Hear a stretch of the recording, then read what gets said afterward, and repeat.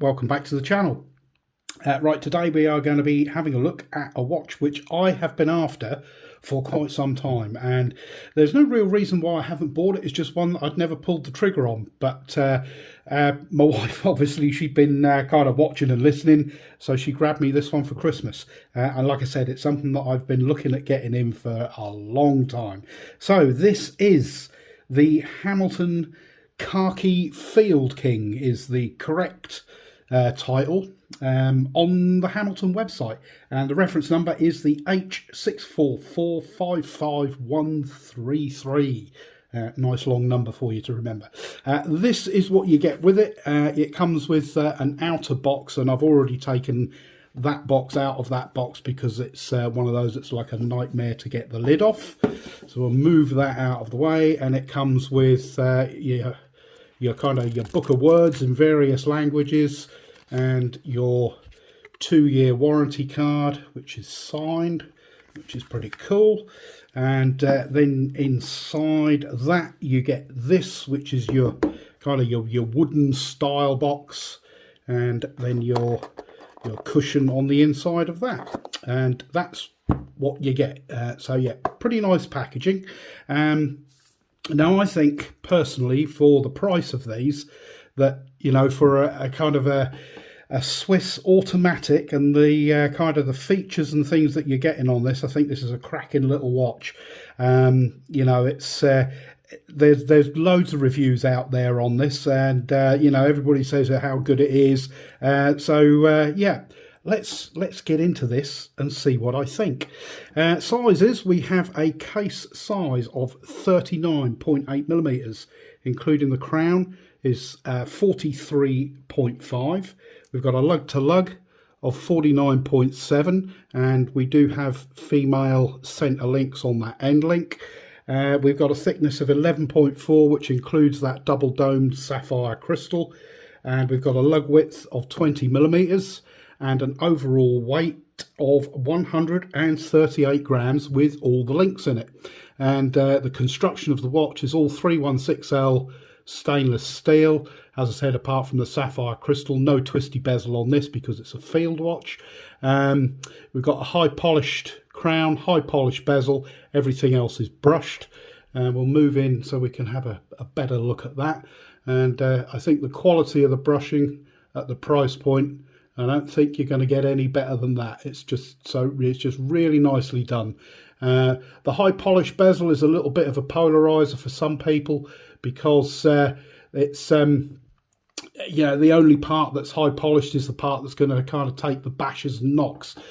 So just bear that in mind if you are after one of these, that it's going to be kind of susceptible to a few scratches. The dial, I think, is the star of the show on this. I think it's incredibly legible, but also very busy.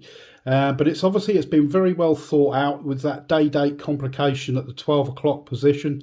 And you've got the minute track running around the outside, and Arabics 1 to 11, which and the 1 and the 11 are obviously cut off to allow for that day complication. Some people love it, some people hate it. Personally, I don't mind it. I'm not too much kind of bothered by that at all. Then you've got your 24-hour markers around the inside in Arabics, Hamilton just below the 23, 24 and 13. And Khaki automatic just above the 6, and Swiss made squeezed in right down the bottom there, just below the 6 o'clock. The hands on this are sword style with syringe tips, which are all in stainless. They're Lume filled, and the minute one reaches right out to that minute marker with its syringe tip, and the syringe tip on the hour marker just cuts across the bottom of those hour markers and indices just nicely. I think my favourite part of this is that seconds hand, which reaches all the way out. That's and it kind of draws your eye to the watch, and I think it's really, really nice, very well done. And the dial on that is not it's not completely flat. There is some texture to it. You've got a kind of a flat matte black, or is it semi kind of sunburst-ish in the middle, which then you've got kind of a radial pattern where your Arabics are set, and then slightly raised on that chapter ring. So yeah, really nicely done. The other thing I really quite like on this is the way that those crown guards are integrated into the case, the way that they sweep out. There's quite a lot of times you'll get a watch where the crown guards can look a bit like an afterthought. But no, I think these are done exceptionally well. The crown on this is only a push-pull, and I'll go and talk about that in a little bit. As far as the water resistance goes, the bracelet is all 316L stainless steel. It's okay. Nothing really remarkable, but it's just kind of well done. No sharp edges, push pins, and then you move to the clasp. Only 2 levels of micro adjust. I would like to have seen another hole in there, if I'm honest. 3 would have been good.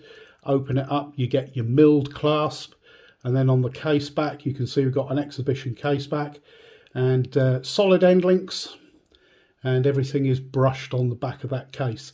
The movement inside this is the Hamilton H40, which is based on a ETA 2824, and I'm sure you know that they slow these down from 4 Hertz to 3 Hertz. So you go from 28,000 down to 21,600 vibrations per hour.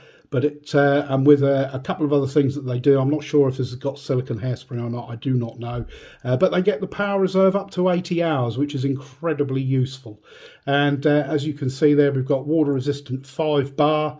That's one thing that I would like to have seen this up at 100 meters water resistance, or 10 bar.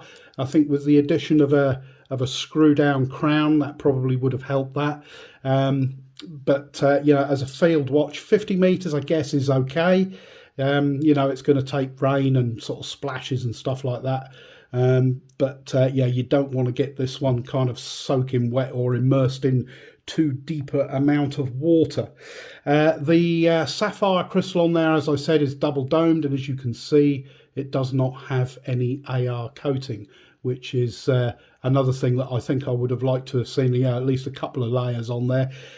In kind of real world, when you've got it on outside, it doesn't make, it's not too bad. There aren't many occasions when you can't see it, but under the studio lights here, you can see it's actually reflecting, you know, quite badly, if you like. Badly, is that the right word? Well, yeah. But yeah, like I said, when you're wearing it outside, it's not that bad. So yes, I think this is a great value. You know, it's for a Swiss made kind of, I don't like using the word, but kind of entry level. I think it's a great watch to have in the collection. It looks fantastic. It's not too thick, so it will slide under a shirt cuff, but it's kind of great for everyday wear.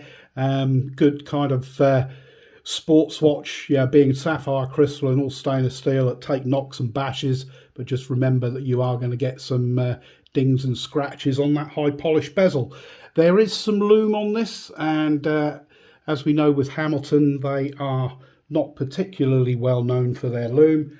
I know when these first appeared that a few people said that it was really poor. I think what we've got to remember is it's not a dive watch, it is a field watch. Yes, lume is kind of useful to have, but it's not as important as it is on a dive watch. We'll drop these lights down and we'll have a look at that. And so there we go. Let's move in a bit closer again so we can have a proper look. The indices will fade out first. The hands do last. You can see that the camera's struggling a little bit. The hands do last reasonably well. You'll get a good few hours out of those. So yeah, I think there has been improvement in the lume that Hamilton use. But again, yeah, we're just kind of trying to remember it is a field watch, and you know, it's not a dive watch. So yeah, I think it's okay. It's not remarkable, but it is okay. So there we go. There we have it. That is the Hamilton Khaki King is their name. We all know it as the Hamilton Khaki King. Retail price on these is currently 520 GBP, or around about $700 US. You can pick them up in sort of, kind of various ADs have kind of sales and offers on, so I would strongly suggest shopping around, because you can pick these up for you know, with a decent discount on them, and definitely I think is a watch well worth having in your collection. So there we have it. If you like this kind of content, if you could give me a thumbs up, please, that would be brilliant. Let me know what you think of the Hamilton Khaki Field King. Like I said, there's been many reviews out there on this piece, and but you know, I thought it was about time I got one in, and you know, my wife, thank you very much for the gift. That was brilliant, and I didn't have to ask. I made no hints. She did it all on her own, so yeah, kudos to her. But there we go. Please subscribe to the channel, hit the like, and like I said, comment below. Let me know what you think of this, and also let me know of anything else that you'd like to see on the channel. We're coming up to the new year, and on that note, Happy New Year, everybody. Hope you have a great one. Yeah, I'll catch you all in the next video. Cheers for now.